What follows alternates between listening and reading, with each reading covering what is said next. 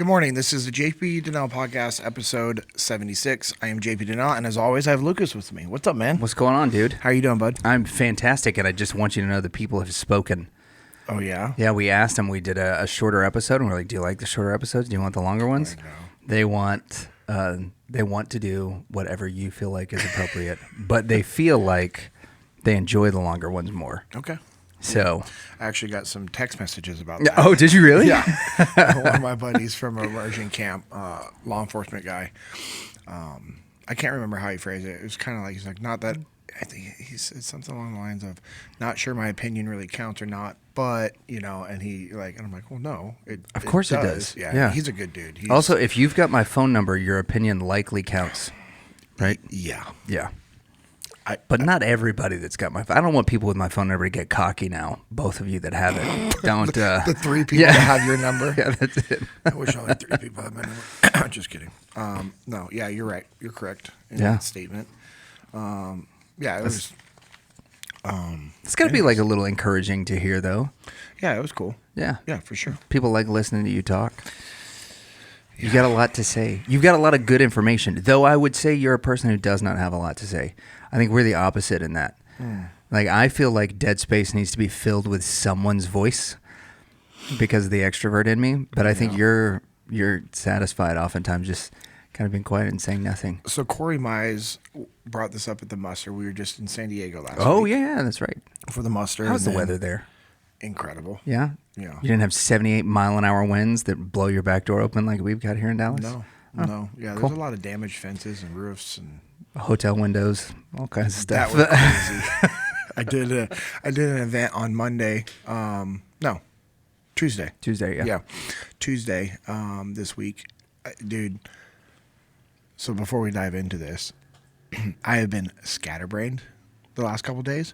I gave myself a concussion Monday morning. How? Like, pretty bad. That's awesome. Well, with my scrambled eggs already, not good.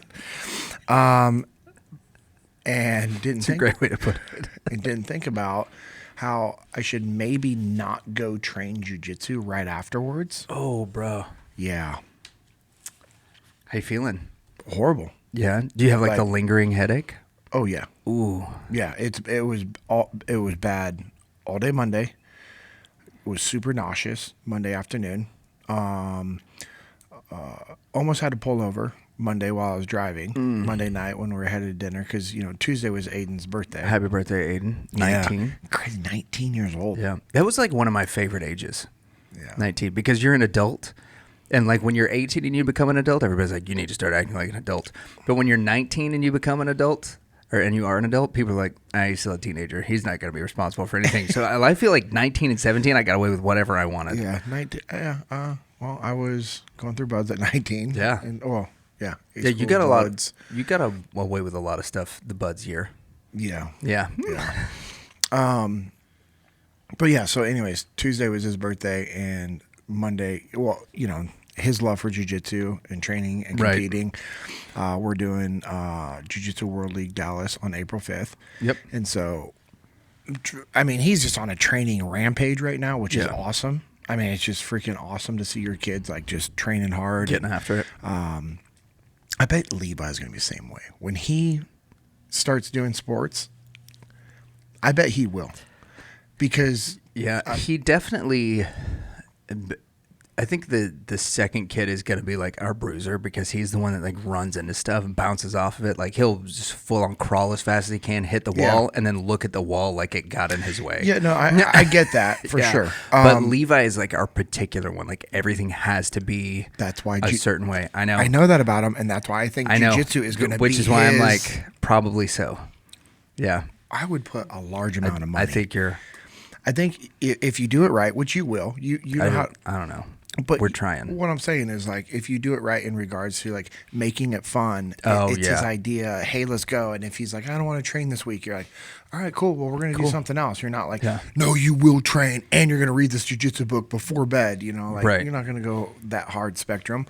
But I think Levi is going to be.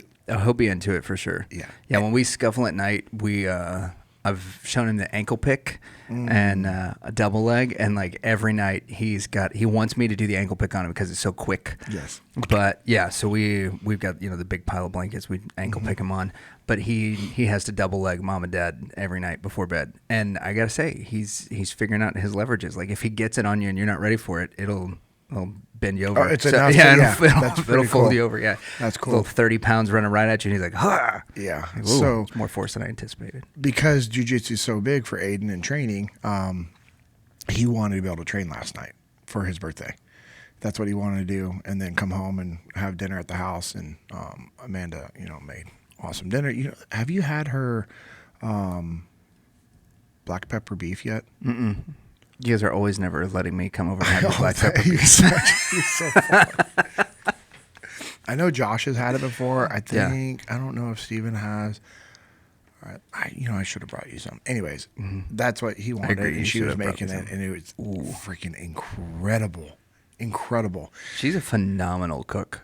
It's unreal. Yeah. It's unreal. So that's what Aiden wanted to do. It's like, all right, cool. And so Monday, he wanted to go out to dinner, and we're driving out to Frisco to a place he wanted to try, and we're about halfway on that drive, and I almost pulled over and was going to have Amanda be like, hey, you got to take over, because I have never felt so much pressure in my head, and then it was shifting down my neck to where I was wondering, like, is this what a stroke feels like? And I'm not I'm not trying to be like, I'm not joking or making light of that, because I know there are people that have had strokes and they're horrible. I just had never felt this much pressure in my head before, where it was like my neck felt just like super, to the point where even like earlier in that day on Monday when I was getting my hair cut, the girl that was cutting my hair, she goes, hey, you've got a lot of inflammation going on in your neck, and like I can tell you have a really bad headache. Are you okay? And I'm like, no. I was struggling just sitting there getting a haircut. Dang, man. And so that happened early Monday morning. I went and trained. We got pants camp going on right now at Double Five. I've heard of this. So every round was horrific. I also have been trying to make my rounds harder by wearing a hoodie underneath my gi, so that it's like it makes it harder to breathe. And that's a thing for me. Can imagine. Yeah. I don't like that. And so I'm trying to rewire. I don't know anyone who likes it. But I do know we've talked about how you've got a special place of hatred for that. Yeah. So I'm trying to rewire the way my brain receives that and reacts to that. And so I'm like, all right, what worse of a situation? Yeah, extra weight, extra hot. Let's make it as stressful as possible. Yeah. Yeah, and so with Pants Camp, the intensity was even higher. It was 7-minute rounds. Formiga wasn't pairing anybody because he didn't want to take that much time in between the rounds. Yeah, because it's pretty well attended. And also he's training for Pants, right? So he had Moreno, the black belt who had knee surgery. Yeah. Super sweet guy, very nice guy. His jiu-jitsu is, all those guys, right? But and here's the deal. Your jiu-jitsu is incredible if Formiga is putting you in charge of running Pants Camp while he's training. He trains. Yeah. So he's walking around and and they're pushing the pace, and my very first round was I'm drawing a blank on his name. He just started training, or maybe he's cross training at Double Five. Wearing that sexy Origin gi. Yep. And purple belt with a couple stripes on there. I know he's a veteran, and he's just. I was like, all right, we just kind of look at each other, because for me, it was like, hey, just make eye contact, roll, right? Like, just find somebody. If you ask an upper belt to roll and they say no, don't take offense. It's because they're training for pans, and and he's like, hey, if you're training for pans, you're rolling every round. If you got to sit out, I don't care, unless you're rolling for pans. If you're training for pans, you need to be rolling. So the intensity was already up high, short time in between rounds. My very first round, this purple belt, he's a freaking stud. His jiu-jitsu is extremely good. Yeah. And he's an athlete, and he's I could tell, I'm like, man, this is going to be a problem. And we link up, and I just lock up, and I'm like, oh, okay. It's like, when you lock up with somebody and you can just tell, you can feel it. You can feel their grips and everything else like that. And he tried a trip sweep, and I was able to stop it, but we ended up, he was pulling guard while also trying to do a sweep, like a trip sweep. And I was able to kind of knee slide over it and landed, and we landed hard, man. Yeah, no hard doubt. in his half guard, and we're running through it. Man, he caught me in a Kimura right away, but I was able to bury it, and I was like getting my body like really close to him to try to hide it from him being able to pull it out. Dude, he had it so deep and he was so strong, I couldn't move. I couldn't move because I knew if I made any movement trying to pass guard, because usually sometimes if somebody, I'll let people get that and I'll use it to pass, and then there's actually a Kimura from there that you can get or you can roll them. Not on this guy. Like, I mean, bro, he had it so locked in. I was like, man, if he goes hard on this, because I could tell he was super strong, very explosive, very athletic. I'm like, he might rip my shoulder, because I have my shoulders, and but it was like I was like, all right, this is good. I like feeling this. I like being in this dangerous spot. And I'm like trying to work out of it, making like little micro adjustments, and moving around, and then he just snatches it. And before he can get it past my hip, I'm like, tap, tap, tap. And he's like, you good? What's wrong? I'm like, oh, no, you had me dead to rights. Yeah. Like, I'm not playing this game. Like, you had it. It was awesome. Anyways, I had an awesome rest of the round. And I was asking him, I'm like, hey, man, during the round, I'm like, what do you do for a living? He's like, construction. I'm like, oh, there it is. He's like, oh, no, I'm just like a superintendent now or something like that. Project manager. And I'm like, yeah, but it's in your blood, bro. I'm like, you're like my dad. You're probably doing construction your whole life, went in the military, did construction when you got out. And he just smiled at me. Dude, he's the nicest human. Right. And extremely good at jiu-jitsu and a physical phenom. And I'm like, that's why I love training at Double Five is you have that variety from white belt to black belt. I mean, we have some new white belts there that are, I'm like, yeah, they're monsters, man. Please give them their blue belt soon, because that way when I get caught by one of them, I won't feel as bad. Yeah. But anyway, so Monday's training that's how intense it was. It was just super intense right from the get-go. I was wearing my hoodie and I was just like smoked. And my last round was with Brent, which was horrible. Yeah. I had a round with Trey Warren, which was horrible. Are Brent and Trey doing pans? Brent is. I don't think Trey is because of work. And I think that he prioritizes Victoria, his wife, her traveling training and competing over him. I would love to watch Trey compete. He's a stud. I love his jiu-jitsu.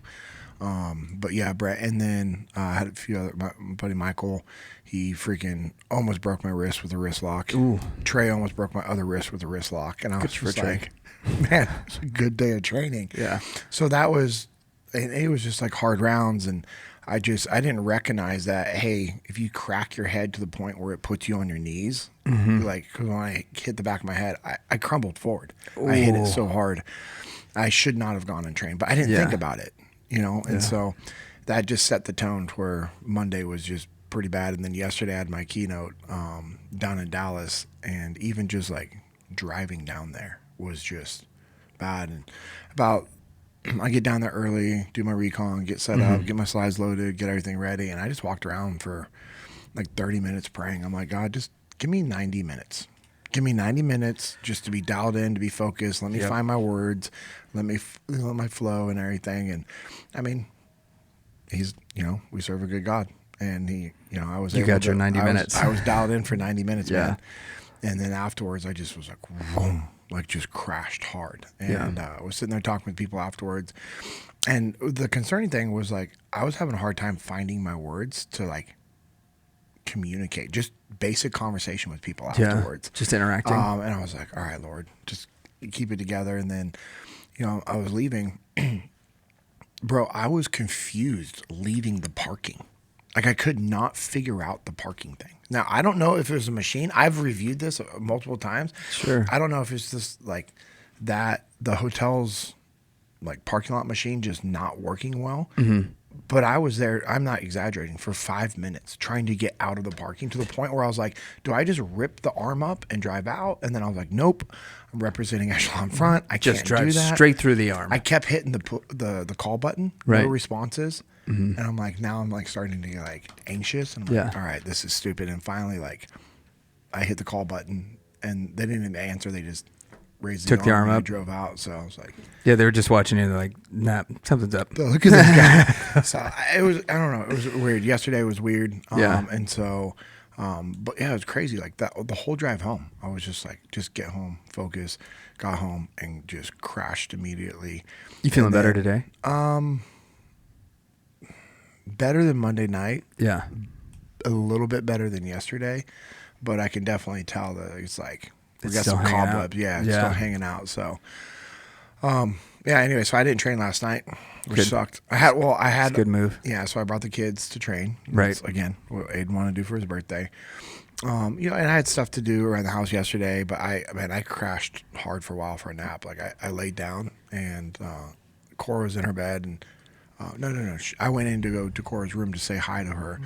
She wasn't in there. The dogs were in there. Stoner was on the bed, so I laid down next to him. And just passed out? He is my dog. You know this, right? Yeah. He knows when I'm not feeling well. He will dang near bust down a door to get into the bedroom. Like if I'm having a rough night, if I'm having weird dreams, if I have really bad headaches. Yeah. Amanda's like, I can't, like, she was like, hey, I'm sorry, I got to let him in. He's going to he's going to tear the door off the hinges. But he wants to be by me. And then when I walked in, he knew, and I like just laid down next to him. He snuggled into me. He started like licking my head, like on the side of my head where I had the headache, and just like cuddled into me. That's awesome. I was out cold. Bro, I was out cold. Cora just comes in and Dad and the dog are asleep on her bed. Like, what are you doing? And so I packed my bag to train just in case I was feeling good. Yeah. And I'm walking out of the house and man's like, what are you doing? I'm like, I'm taking the kids to Jiu-Jitsu. She's like, why do you have your bag? I'm like, I don't know, just in case. She's like, no. Sorry. I was like, yes, ma'am.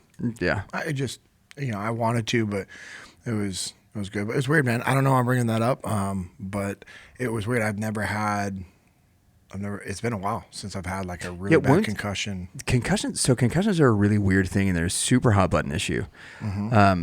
I've had, I don't know how many, because they say that because of the era that we grew up playing Pee Wee football, that there's a high likelihood that we had undiagnosed concussions in junior high and high school and all of that stuff because the coaches just wouldn't have cared, right? Or that they didn't know. Because of lack of education. Yeah, they didn't know what things to look for, and so that there's some of it they're like, no, we had a hard hit, we're sick, and they're like, no, get out there. And they didn't realize that it was from the concussion and not just because we worked really hard because it was 105 degrees outside, right? Yeah, and the combo of that isn't good for the body. No. But there was one that I got a few years ago that same kind of thing, like put me down for a few days. I got cracked on top of the head, like right across the top of the crown, going like east to west. And I still can't grow hair in that spot. Not that you can tell now because there's so much of my head that's not growing hair anymore. But it was something that the first day after it happened, I was fine. Like, didn't think anything about it. I went to work the next morning. I was working at Starbucks. I went to work the next morning. I had to be there at 4:30 so that we could have everything ready to open at 5. At like 4:40 in the morning, I started puking. And then about every 20 minutes afterwards, I was going and throwing up like during the shift. And we had a customer come in who's a nurse. And she came and stopped by, and she was like, hey, I just came back, and she was like, are you okay? Like, you're super pale. And then our shift manager was like, no, he's not. He left yesterday. He got hit in the head somewhere along the lines, and he won't tell us what happened. And now he's doing this. And so I actually got in the car with her. She drove me, our customer drove me to the hospital. And they're like, yeah, you got a severe concussion. Here's this. Go home. Don't do anything for the next 3 days. And then as soon as I got home, I sat down on the couch and I passed out for like 24 hours. Bro, that's crazy. Yeah, it was nuts. But that was, I don't know, probably 12 years ago. But yeah, concussions are no joke, man. So what, you said you hit the back of your head? Yeah, back of my head, man. Dang, dude. Yeah. That's freaking brutal. But you made it through the keynote? Made it through the keynote. Everything was good to go. Yeah, and this window got ripped off the hotel.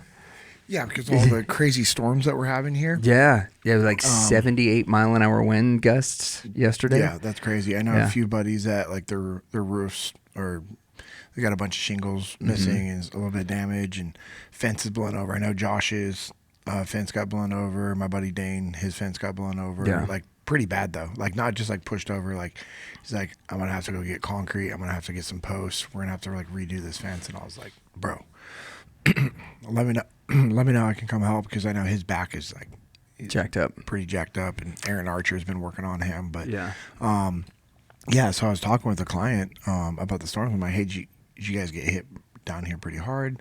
And he goes, oh yeah. Mm-hmm. He goes, yeah. He's like, I was up at like 5 to get a workout in. That's when they were like hitting hard. And one of the other guys, Kevin, who I'd been I do my prevent calls with Tom and Kevin, which both these guys are phenomenal humans. It was Southern Tire Mart. You know the company, Southern Tire Mart? Mm-mm. Yeah, so they're real big on like commercial tires for like big rigs and heavy haulers, and also in the dirt world, like the big heavy equipment. Nice. But they also do vehicles. Like the flipping tires. Yeah, but the ones that are even bigger than that. We're talking like the big earth movers. Yeah, like they the ones the tires that are taller than we are. Yes. Yeah. So they do that as well. And they also have like the regular, like you do tires for our vehicles. Oh, cool. Yeah, they're out of Columbus, Mississippi. So it was cool like talking with those guys a lot about Mississippi, where Amanda grew up. And nice. They're like, you know, I'm like, yeah, I know where Hattiesburg is. Like, you know, I'm like, yeah, I know where Jackson is. Yep. Hey, we lived in South Haven near Olive Branch. It was like really cool being able to talk with these guys. But the guy, Kevin, he's been in this industry for 40 years, bro. Whoa. 40 years. And when I remember doing the prevent call, this is where I'm going, like how just genuinely nice these guys are. You know, I was talking about Aiden getting into a trade school and everything. And they're like, hey, man, you know, after trade school, if he wants a good industry, he's like, tire industry, he's like, it's not sexy, but man, you can make some good money. And it's a steady industry to be a part of. Yeah, I mean, who doesn't need tires? Exactly. And with all the machines and everything out there and the trucks, because guess what? If we don't have trucks, we don't get our gear. We don't get our goods. No. It doesn't matter. Now, it may come from a boat or a train, but guess where? It always goes on. A truck. A semi-truck. Yeah. And electric trucks still use tires. Exactly. Right? I mean, yeah. And so it's just really, really good humans. And he's been doing this for 40 years. And he was like trying to recruit Aiden. I'm like, I appreciate it. He's good, and he's in a trade school. But he woke up and it was so bad. He went in like to the window, was like looking out and put his hand on the window. He could feel the window moving back and forth. No way. And I was like, that's the moment I'm not near that window. Yeah, no joke. And I was talking with one of the AV ladies who was getting me set up with my lapel mic and everything. Not lapel, but the over the ears one. The hands-free mic setup. I asked her about it. She's like, oh, I grabbed all my stuff and I was in the stairwell. No way. She goes, I don't play around with this. She goes, I know what's about to happen. She goes, I was in the stairwell with all my stuff. Yeah, no, thank you. No, thank you. Yeah. But it sucked one of the windows off of the hotel rooms. Good grief. Allegedly, right? I didn't verify it. I didn't see it. I don't know why this guy would make it up. Right, but still, that's intense, dude. Can you imagine? You're just like asleep. What would you do? Realistically, like, okay, hey, yeah, no, you're I'm in going a hotel room by yourself. Yeah, you're on the road, and you wake up to just crazy winds. And because it's the other guys, Tom said, he goes, I don't know, but he goes, hey, if that can suck the window off, could it pull me out of the room? 100% it could. Yeah, I'm going to the bathroom. Like, I'm going to the bathroom, and that's where I'm hanging out. And I'm hoping that there's a phone in there so I can call the hotel folks and be like, hey, this is what's going on. But that's it. I'm going into the bathroom. I'm turning on the shower, and I'm just going to bite my knees and weep until I knew we were going to go somewhere. But like, for seriously, the bathroom's going to be the safest place to be. Yeah. Stairwell, I understand it, but that kind of freaks me out. So I understand the structural design. Yep. And all of that stuff. But man, being in that confined space that could be collapsing around you. Yep. I don't know. Yeah. Did you write it out in your room? So we were in the short answer, yes. We were in Florida, and this was probably been like 03 or 04, and there was a hurricane that hit, and we were in our hotel rooms whenever it hit. And my roommate, who was, so do you remember Guy Earl, who came and spoke at the Jesus and Jiu-Jitsu event that we did at the... Yes. He was my roommate, right? And this was back like right after he got done playing offensive line for I think the Redskins or the Falcons or somebody. So he's enormous. He's like 6'7" and 360 pounds. He's huge not a dude. small guy. He is running around the room panicking. And he's just got like his super New Jersey accent, and he's like, "Oh my God, we're gonna die!" Like this is so he's freaking out. I'm not freaking out because I'm a heavy sleeper, and also I'm like still in my rock star phase, so I'm too cool to freak out. Oh yeah. Yep. So you're like, if this is my day, this is my day. Yeah, that's it. So he's like panicking, and that's exactly what I did. I just went and I walked into the bathroom, and he's like, "What are you doing?" I was like, "I'm gonna stay here. And if this hotel goes down, I'm going to do it in comfort." And so just walked into the bathroom and hung out. We eventually, the winds died down for just a little bit. And what we ended up doing, because all of our flights got canceled, is we rented a minivan. Yes. And then we drove home through the outside of the hurricane because the guys were so panicked about it. Yeah. Yep. That's good times. Danny Ziem, one of the instructors at Echelon Front. I know Danny Ziem. He was on this episode. On this podcast, early episode. He was a firefighter for 17 years, and exploded his tailbone. Yeah, yeah. We were talking about hotels and rooms and stuff like that, and he prefers. I don't want to quote Danny wrong. Danny, if you still listen to the podcast, you can let us know in the comments. I believe he requests third floor or below all the time. Really? Because past the third floor, the ladders to a firefighter truck cannot reach you. Most trucks. Wow. Most fire trucks aren't going to get past the third floor. I would not have been reachable. Yeah. In that hurricane. I'm not reachable most of the time, though, whenever I'm at a hotel. Like it seems like most of the hotels I end up at, it's like 7th floor or higher. They don't want me hanging out in the lobby. They're like, he's not going to bring in more business. Yes. send him up. Yeah. So, anyways, that's so crazy. The window just totally got. Yeah, I was thinking about like, what would I do? I'd probably go to the room. Go to the bathroom. Like go grab my stuff, get in there. And I was just thinking, like, what do you do with your kids? And if you're on the road with your kids, it's the same thing. There's this old Clint Emerson who wrote a book. He's written a couple of books, I believe. It's about like, survival skills.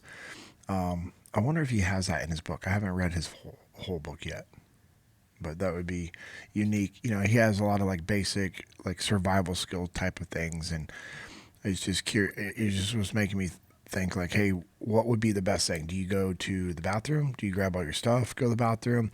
Do you do what that lady did and have all your stuff and be in the stairwell? That way, if you do have to evacuate, you have all your stuff and you're able to roll.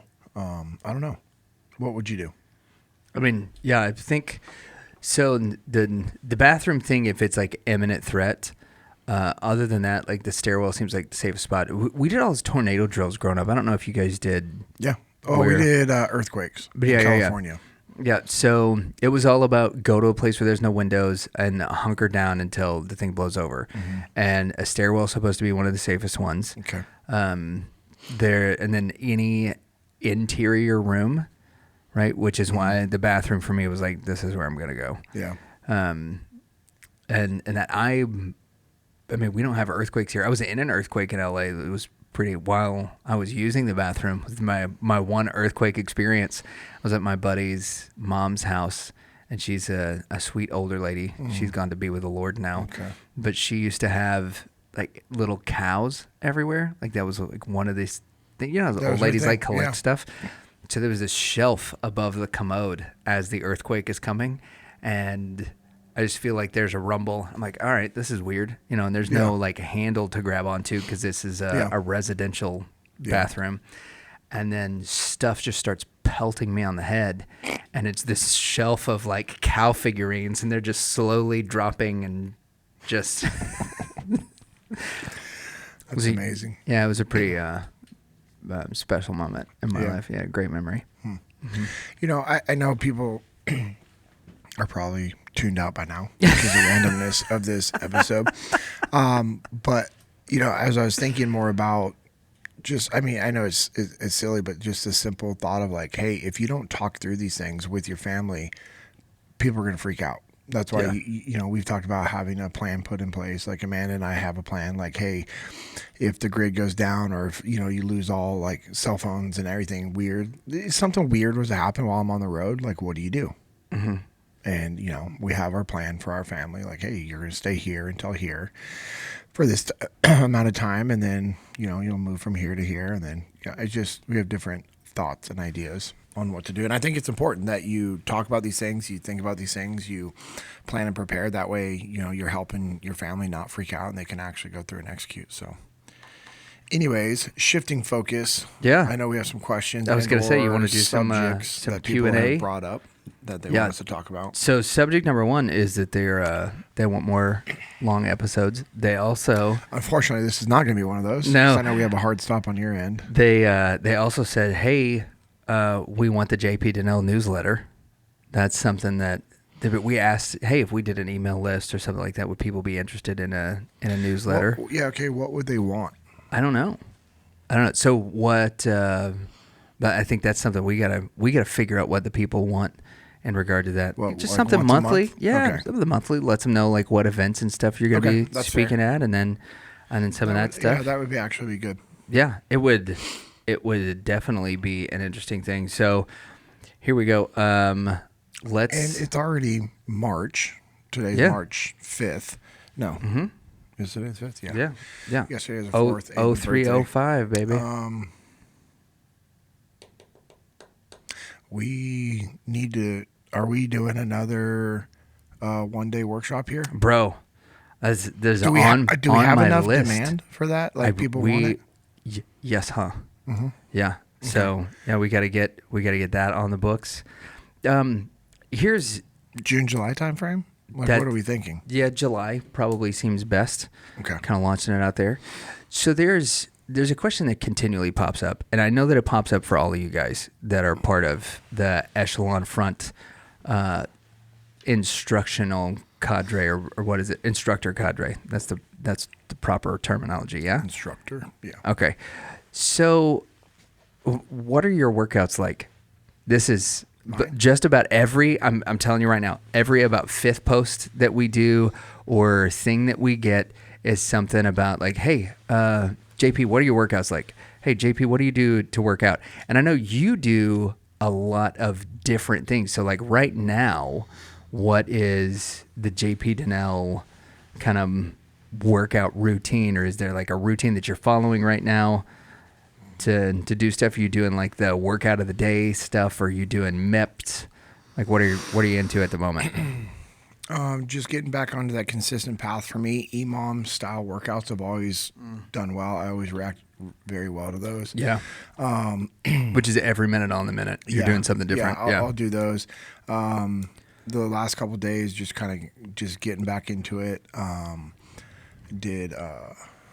course I didn't. It's not written down in the notes of my phone, which I usually do. What was the idea? Oh, okay. Dane was over at the house and he wasn't able to work out with me because his back was all jacked up. But we were joking. He's like, I'll hang out while you get. I was like, bro, I got to get a sweat in. I got to get something. I have Jiu-Jitsu World League coming up, and I need to get something in. And he's like, I'll just sit out there and just belittle you during your whole workout. I'm like, I like that. Let's do it. For sure. He was obviously joking. And so I just started off with the rower just as a warm up because I don't like the rower. I know some people love the rower. Yeah. I don't know why. I despise the rower.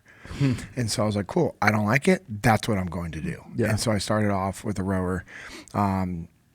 Nothing crazy. Just did 1,000-meter row just to warm up, just kind of get in the motion and just get a little movement in, get my body warm. And then, what was it? It was sandbag over the shoulder throws. So you grab the sandbag, pick it up over the right shoulder, drop it behind me, turn around, up over the left. So 10 each side into 10 wall ball squats. So with the wall ball, you're in the medicine ball where you're squatting, and so it's about the height that you'd normally do in the garage. I'll hit one of my beams that goes across at an angle in there. So I'll hit that, and then it was 10 kettlebell clean and presses each arm, and then 20 barbell curls. And then I ran through that. I think it was 4 or 5 rounds. I have to see what I wrote down. Because the other day I did 4 or 5. I'm switching up the 2 days in my brain. So are you like taking a break between the rounds? No, everything's just back to back to back to back to back. Okay, so you finish a round and then you go back to yeah. So sometimes I'll do EMOM, and so sometimes I'll do this where it's just like that's more of like an AMRAP, as many reps as possible. As possible, yeah. Actually, no, not even this. This was just rounds for time. So I guess it would whatever it be. Like you're trying to do as many.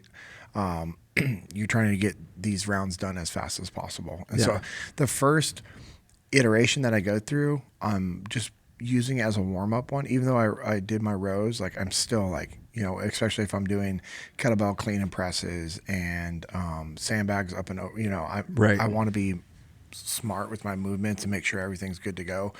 You know, we had Jason Klepa at the muster, you know, CrossFit champion. That you've been on his podcast before. Yes. Yeah. Jason Klepa, incredible human, incredible athlete. Great app too. The Train Hard app is really good, and he does some stuff on the Def Reset app. He's built some workouts. Yeah. His app is awesome. His workouts are freaking pretty awesome. Good. Yeah, and so one of the things having him out at the muster is he helped with the PT, and what he did is he just got everybody like, because he's a very like motivated, like inspirational, high energy type of guy. So he was hyping them all up, and then it was like, you know, Jocko and I were the counter, you know, to that kind of like, you know, we're joking around with that, but his thing is he helped everyone go through a quick little warm up and explain like what you're doing, why you're doing it, and everything else like that. And it just reiterated like, hey, I need to be a little bit smarter with my warm ups. You know, I always joke about like there's no warm ups in the street, just get into it. Yep. And so Aaron is really good about the warm ups. Oh, Aaron Archer with Archer Performance. Yeah. Yep. His stuff is crazy. Yep. Yeah. And when I was, you know, when Justin was doing full-time personal training, he was the same way. Like some of his warm-ups, I'm like, bro, is this the workout or the warm-up? Yeah. He's like, Hermano, I got to get you warm. I got to get that central nervous system ready for what we got. I'm like, I don't like it when you say that. Because I know like what's coming is going to be worse than the warm-up. If I want to get my central nervous system ready, I'll yawn. Yeah. And just reset it. Just scream at me and then fight or flight mode. No, I'm just kidding. So, you know, so usually my first round, I'm not like going slow, but I'm not like pushing it super hard. I just want to make sure my, you know, movements are good, my form is good, and then I'll just boom, boom, boom, boom, like go into it. And so I ran through that, and then I did a lactic model that Justin has me doing. And he used to have me do it a lot. And he's like, hey, man, you should do this once or twice a week minimum leading up to anything. And so it's a 5-second all-out sprint. Like everything you have in the tank for 5 seconds and then 15-second rest. And then you do that exercise a total of 6, 8, 9, 10, 12, however many times that you want. And so I was doing it 8 times. Okay. So all out. Rest for 15 seconds. I mean, like, when it's not just like, I mean, you're just everything you got. And so to try to like amp yourself, get yourself going at full speed within 5 and then maintain, I like it. And then it's 15 second of just, you know, kind of like, all right, because if you're on a machine, just keep it moving. Right. Yeah. And then boom. And so I have a timer on my phone that I use, and then I also use a timer on the machine, but I use a timer on my phone because it's accurate every single time. And like, because if I go over a second, I'm not having to do math or anything else like that. And so started off with the Echo Bike and then straight into the ski erg and then straight into medicine ball slams. And then it was banded hook twist. Okay. And so where you have, you know, the band on the rack and bring it out to where it has tension. And so if you're watching on YouTube, you guys can see what I'm talking about, but you'll bring it out to where, you know, the band is connected to my right and I'm holding it right here with my hand like I'm doing a hook, and I step out to my left enough to where it's a good amount of tension, and then you keep your stance here, and then for those 5 seconds, it's twist punching. So you're twisting and punching. Oh, wow. So you're working your core, you know, you're working everything, obviously, you know, upper body. And so once you get done with that, then you're switching to go to the other side. And so I had already done something similar to that on the day before. So this one, I just, you know, switched up the exercises just slightly. But sometimes I'll start with that, or I'll kind of go back and forth between finishing with that. And then some sort of like just zone 2 cardio, whether it's on the ski erg or just jogging back and forth from the fence. And so did that. I mean, it's not a crazy long workout, not anything like crazy, but just enough to like where I can do that. I can maintain doing that 3 to 4 times a week while training jiu-jitsu 2 to 3 times a week. I think it's important that people realize like you don't have to have a really long workout in order to get a great workout in. It's the effort that you put into it. Yeah, you can have a long 2-hour workout and never get past zone 2. Yeah.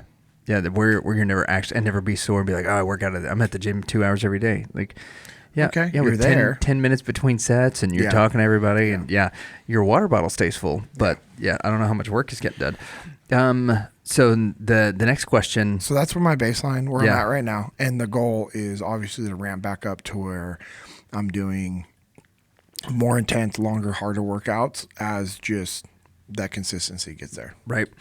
The next one, and this is another one that's come up, is what do you do to identify new leaders in your organization?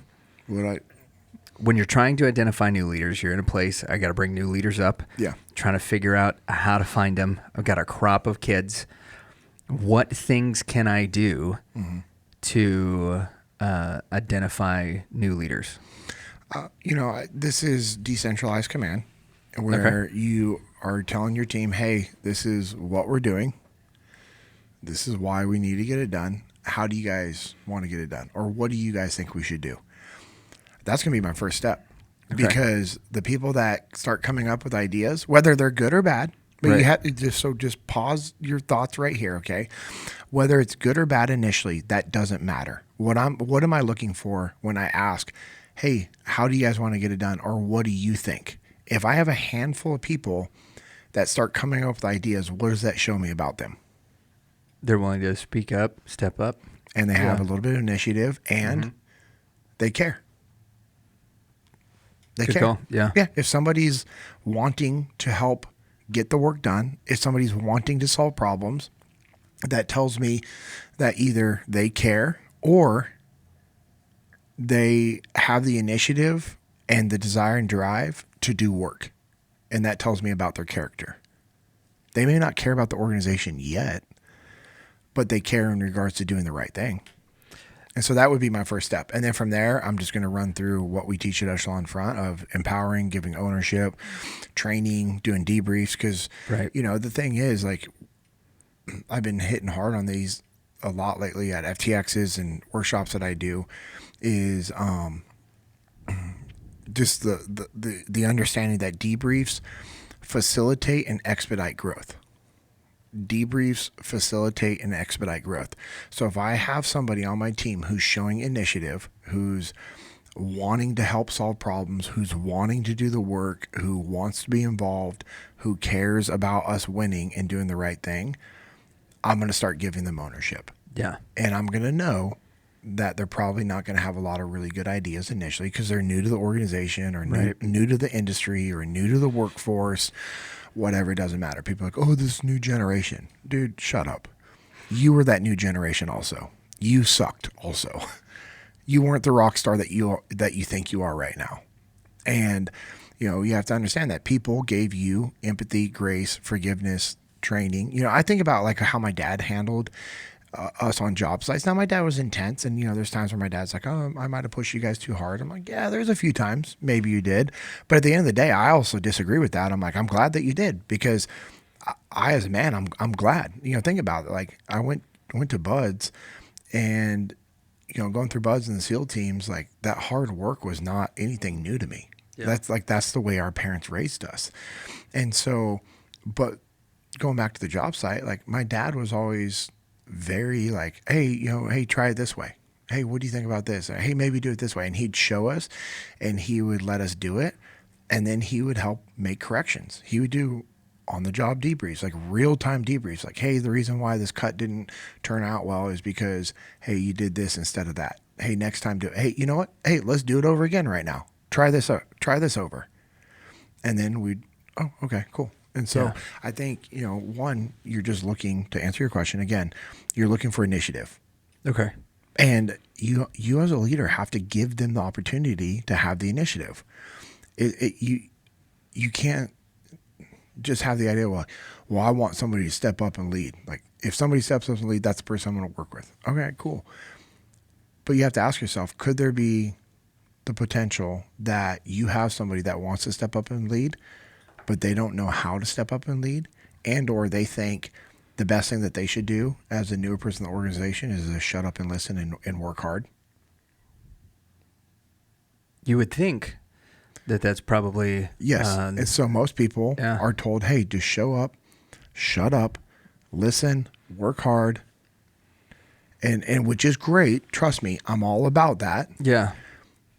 But you also need to give them the opportunity to step up and take initiative. So as a leader, give them the opportunity, see who steps up.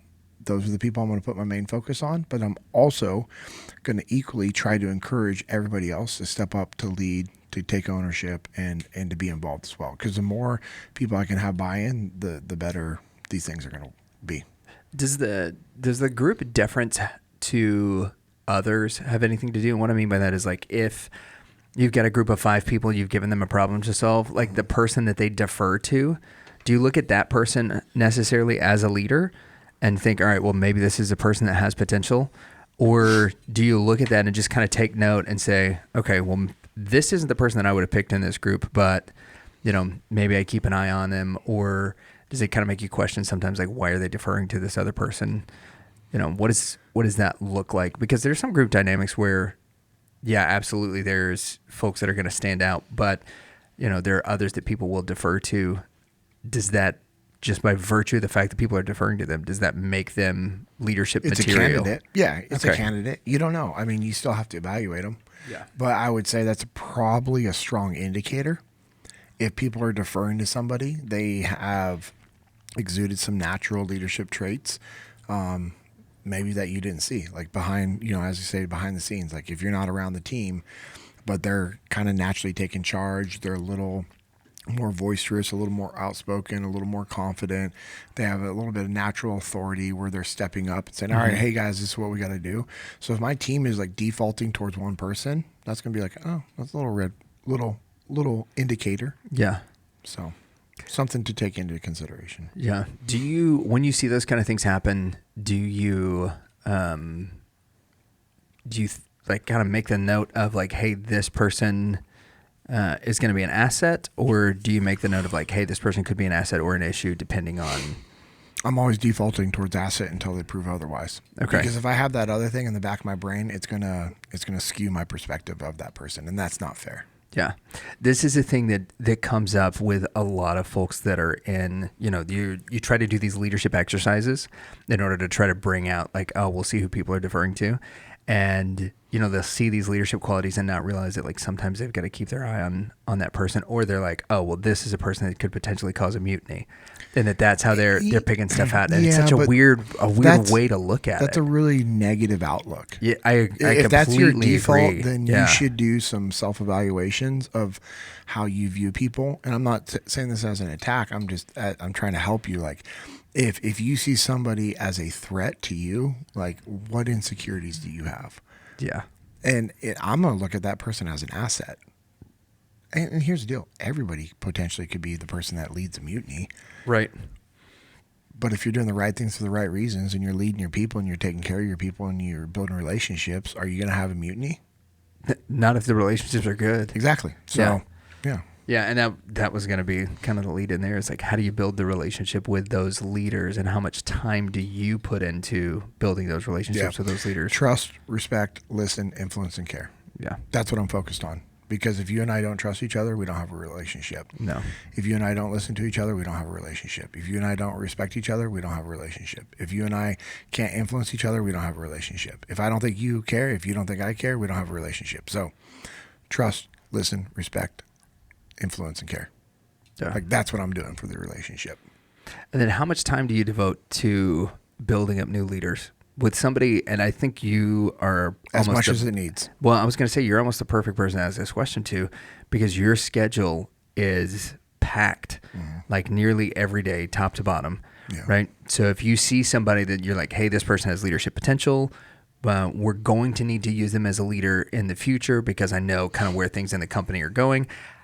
how much time do you schedule to be intentional with that person in, let's say, maybe in a month, right? Because it may not be somebody that you meet with every week, but in a month, what's your typical, like, hey, this is the good rule. Try to do X. I don't think there's a number. Okay. I would say as much as you need. And I know that's such a gray zone answer. Sure. And people are going to be frustrated with that, but this isn't black and white. Yeah. Because you're going to have leaders like Cody Gandy where you can give him stuff and he's like, cool, roger that. Done. Yeah. And then you're going to have other leaders that you're going to have to really pour into, and you have to remind, hey, remember, this is what we teach. This is what we should be doing. Yeah. And so, it's one of those things that I think it's a never ending pursuit. I reached out to Jocko recently and I was like, hey, I need and I want direct feedback. I know you're a very indirect leader and I love that. And I think it's great. I, however, like direct feedback. I react well. If you say, hey, you're screwing this up, idiot, I will receive it because of our relationship extremely well. Yeah. I will. You know what I mean? Like if you were to be like, hey, JP, seriously, these things that you keep doing for the podcast are freaking pissing me off. I would be like, cool, roger that. And I would make the corrections. Sure, right. I would make the corrections because why? What do I know about our relationship? You care about me. Yeah. You care about me. You care about my family. You care about this podcast being successful and impactful. Yeah. And that's what success is to you and I. It's being impactful. Yeah. I know that. So if you gave me that feedback, I'm like, cool, roger that. Yeah. And so it's the same thing with Josh. Like Josh and I were talking through some FTX stuff and Cody and I gave him some feedback. I was like, hey, bud, like stop trying to do too much. I know why you're doing so much is because you care and you want to do all the work, but you got to give up a little bit of these things to some of the other guys. And you know how he received it? Roger that. Yeah. His feelings weren't hurt. He was like, cool, roger that. Because it's the same thing I had to tell Cody. It's the same thing I have to tell myself. It's the same thing that, Leif Babin has told me. Hey, shift your priorities. As the chief training officer, what are your roles and responsibilities? What should those look like? Hey, let's focus on those and not these anymore. I'm like, roger that. Yep. My feelings weren't hurt. I was actually thankful. Because here's the deal. If I don't have people in my life that aren't willing to, like my feelings would be hurt if you didn't tell me those things. For sure. If you were holding on to stuff and didn't tell me. That could better you and the organization? Yeah. 100%. It would actually ruin our relationship. If I found out you had things that I was doing that you didn't like, that were bothering you. Now, I know somebody's going, well, that's, time and place. That could be a leadership withdrawal. And it could be. Yeah. And then going back to what. Depending on how petty those things are. Exactly. And that's the other thing you have to think about. Yeah. Are these things worth even talking about? And I hate that you have your pockets buttoned. Like that's a thing I should not talk about. Yeah. But, and if that's one of those things, because I got this Origin jean jacket on. Jean jacket. Yeah. But that's the other thing is you have to ask yourself, like, okay, if you're not willing to bring it up, then it's not worth you thinking about. 100%. So. Yeah. Right on, dude. Well, I got one more question for you. Yeah. What do you think of John Cena turning heel at an Elimination Chamber on Saturday? You got any hot opinions on that? I know you're an MMA fan, and now they're the same company. No idea what you're talking about. What'd you say? John Cena turning heel? He turned heel, yeah. He betrayed Cody Rhodes. This is terrible. Unlike both the people who watch WWE. And here's the reason I watch WWE. This is the reason I bring this question up. This is it. We got a guy who we have worked the last couple of years to work in our leadership pipeline, and he doesn't have a lot of interests. This is one of them. So this is why you're interested in it? A couple of times a year, cool. I'll hop on the Peacock app and I'll watch whatever the thing is, because he'll give some kind of he'll bring something up in conversation like, man, I really think John Cena is going to turn heel this weekend. And I 2 years ago had no clue what any of that meant, but now this is how I spend some of my Saturdays, is a couple of times a year. If he's got something he's really excited about, I'll indulge it. I'll watch whatever the premium live event is, and I'm learning all the jargon so that I can be like, hey, yeah, you were right. John Cena turned heel. And he's so excited that I watched it. and then he'll give me the download of everything that's on it. And that deposit in leadership capital, while it's a leadership withdrawal at my house, because my wife is like, you do not have this. Like, you cannot show this to the boys. Go watch this in another room. Can you watch? Do they do a replay where you can watch this when none of us are around? Is this something you can watch while you're in the bathroom? Like, yeah. Whatever. Can you watch it while you're on the Stairmaster? Yeah, exactly. Like, do something other than this. But the leadership deposit that makes is phenomenal. And when we're talking about building relationships, I think figuring out, because it's a ridiculous thing to me, but to him, it's something that holds a special place in his heart for whatever reason. Yeah. That there are some of these things that are outside of what we would normally do that you can find that are little things that make huge leadership deposits, just like figuring out what that other stuff is. When Dave Burke and I first started working together, our first event was April 2017. Okay. And that would have been like right after he came on board. Yes. Yeah. I remember him saying at this workshop, and then a few other ones that we did together, he said, in the Marine Corps, we had a saying, what interests my boss fascinates me. And I just, as I'm hearing you talk about wrestling, you reversed it.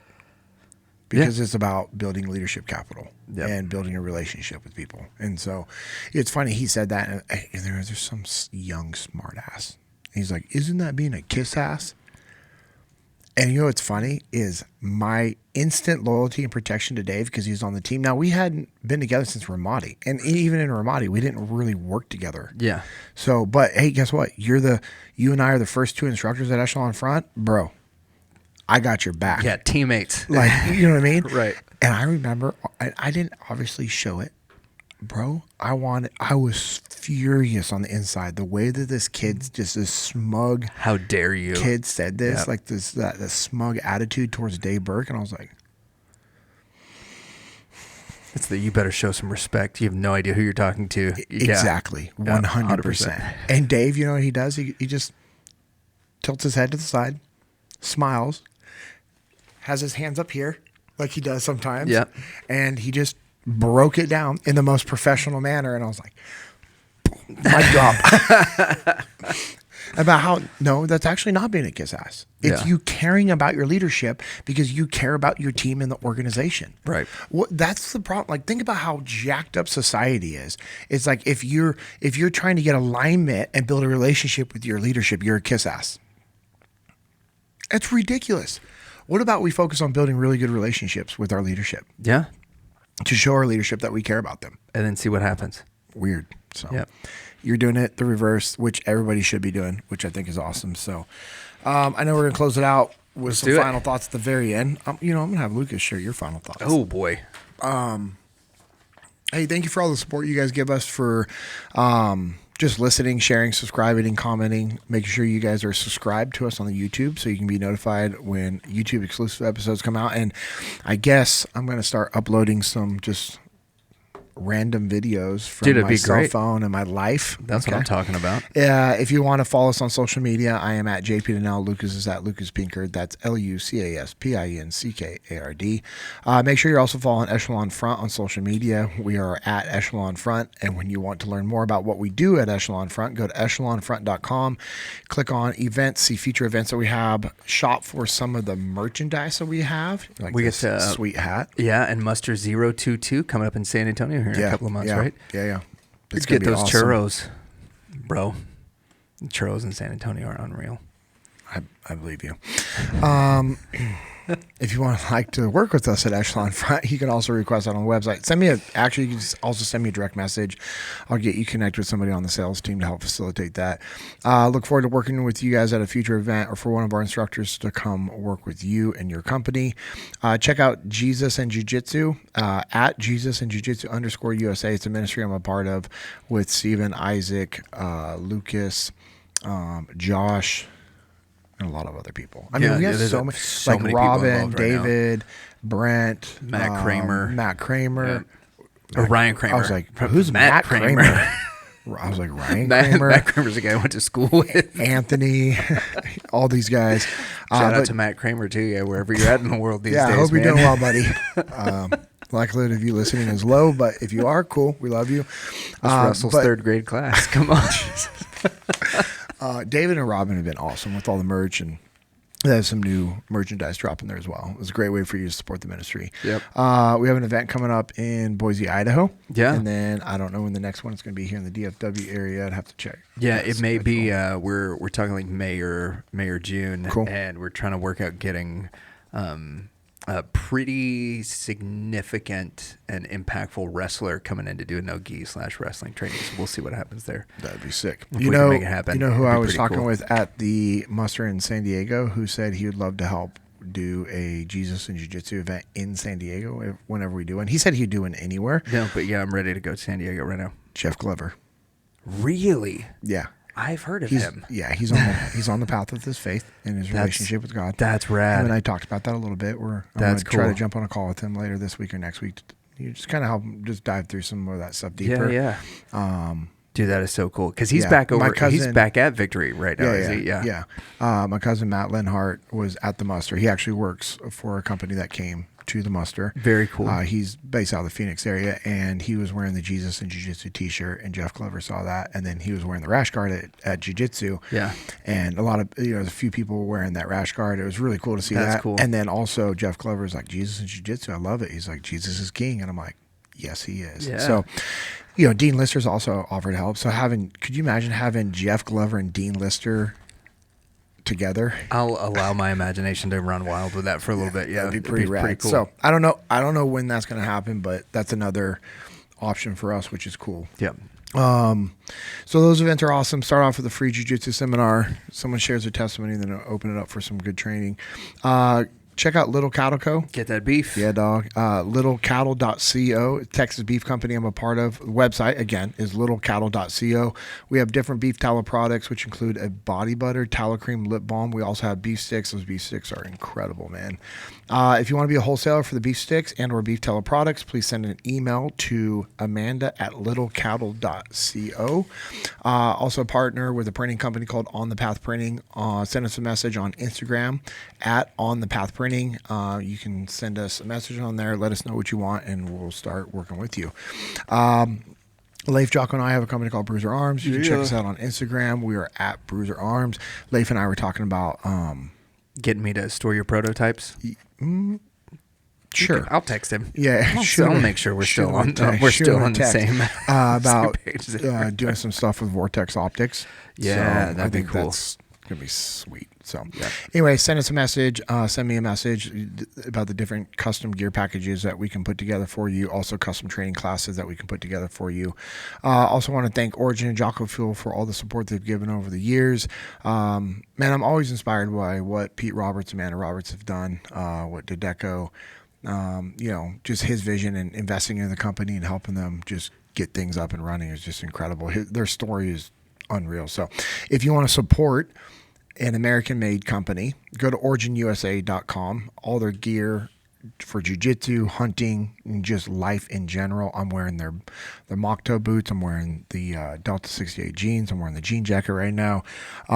It's just awesome. All of it is 100% made in America. So go to originusa.com to support them. Go to jockofuel.com to get those clean supplements, clean energy drinks. Lucas, what closing thoughts do you have?